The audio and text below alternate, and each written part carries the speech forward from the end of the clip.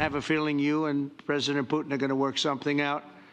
Ultimately, this is a decision that can only be made by President Zelenskyy and by the people of Ukraine working also together in agreement with President Putin. I'll set up a meeting with President Putin, and if you'd like, I'll go to that meeting. And not that I want to do that, but I will do that because we want to save a lot of people from dying. A lot of people are dying, and we got to save them. We've got to save it. 5,000, 6,000, 7,000 people sometimes a week. President Trump meeting with Ukrainian President Zelenskyy and a stronghold of European leaders at the White House yesterday. It was historic. It included France's Emmanuel Macron, Keir Starmer from the UK, German Chancellor Merz, EU Commission President Ursula von der Leyen, NATO Security Secretary General Mark Rutte, and many, many more. The president telling Truth Social about the discussions. Here's what he wrote on security guarantees for Ukraine, what would be covered by Europe, saying, quote, everyone is very happy about the possibility of peace for Russia and Ukraine. He also said this, quote, at the conclusion of the meetings, I called President Putin and began the arrangements for a meeting at a location to be determined between President Trump and President Zelenskyy. After that meeting takes place, we're going to have a trilat. I want to bring in Fox News senior strategic analyst and chairman of the Institute for the Study of War, General Jack Keane. General, good morning to you. I want to get your reaction to everything that you witnessed yesterday. Politico reporting that at one point the president stops the conversation with the leaders in Zelenskyy, walks away for 40 minutes to call Putin. Yeah, well, I think yesterday's meeting is hard to overstate the significance and the historic nature of what we witnessed. And when you recognize that just a couple of days prior, sometime between 1 o'clock and 2:30 in the morning, President Trump called Zelenskyy after the summit meeting with Putin and also spoke to the European leaders. He finished that conversation in the last 30 to 40 minutes on the tarmac at Joint Base Andrews in Air Force One and asked them to come to Washington on Monday to sit down and let's push this a little bit further and get in a peace deal, and asked President Zelenskyy to do the same thing. That meant they had to change all their plans on Sunday, the next day, and move out. And here they were. And it is really quite remarkable to see this. And certainly it's a sense of unity you get, but what is impressive is their commitment and resolve. What was discussed is one issue, and that is stop the war in Ukraine. And why are they there? They're there because it's in their national interest, Cheryl. They know full well, because Putin has stated it time and time again, he wants Ukraine as the anchor to his expansion into Eastern Europe. And this is not debated. This is not disputable. This is a fact. And most of all of their intelligence agencies have reported on that, and a couple of them have it leaked out that they have bona fide information as to what I just provided.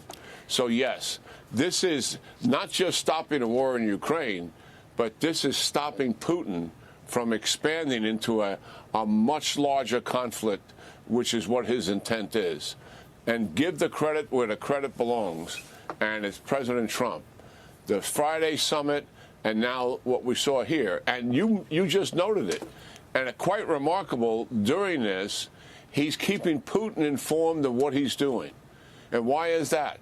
Because he's obviously a key stakeholder here, and he wants to facilitate this deal, and he knows he has to keep Putin in the game if he's going to do it. He knows full well that Putin is looking at what we saw with those 7 European leaders and Zelenskyy and President Trump all in the same room.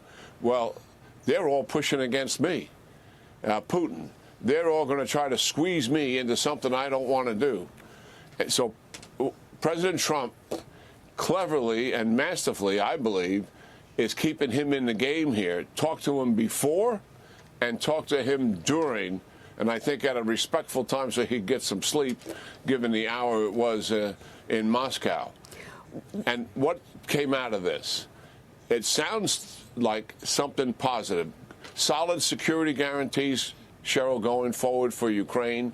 And that is why Zelenskyy for the first time, because he's heard what those security guarantees are going to be, and that gives him running room to do what?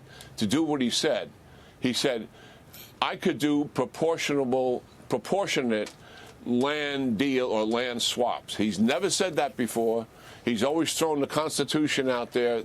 I can't do it. The Constitution won't let me do it. It's that those restrictions are there. But if he's for the deal and the deal makes sense, the people will support it, and so will the legislature. So, yeah, progress has been made here, but we've still got a long way to go, Cheryl. Well, because Putin has not captured the eastern territory of Donbass, and that's something that he obviously wants. We've heard Zelenskyy say, and he said it again yesterday, that there are defensive positions along the border with Russia, that if he gives those up, that wouldn't stop Vladimir Putin from coming back later and, attack years later, say after an administration change. And I wanted to ask you this because basically this security guarantee also would mean that Ukraine does not become a part of NATO, but there'd be some type of Article 5 style of agreement. Do you think that's a possibility? And would Putin accept that?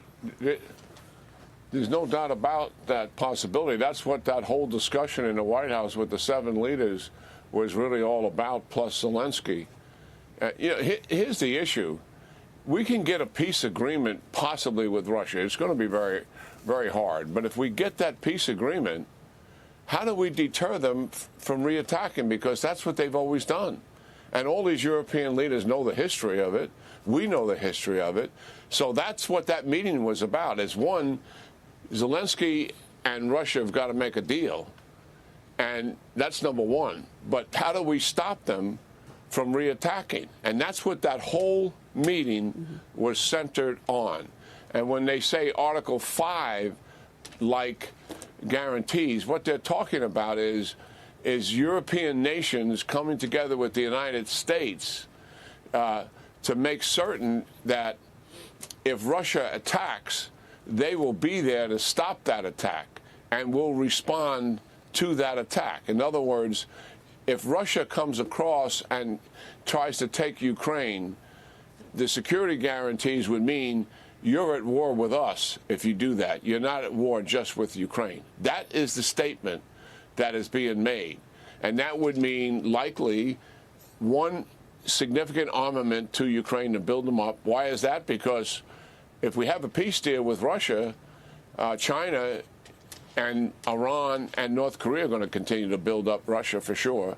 2, international security forces on the ground in Ukraine backed up by air power and backed up by intelligence.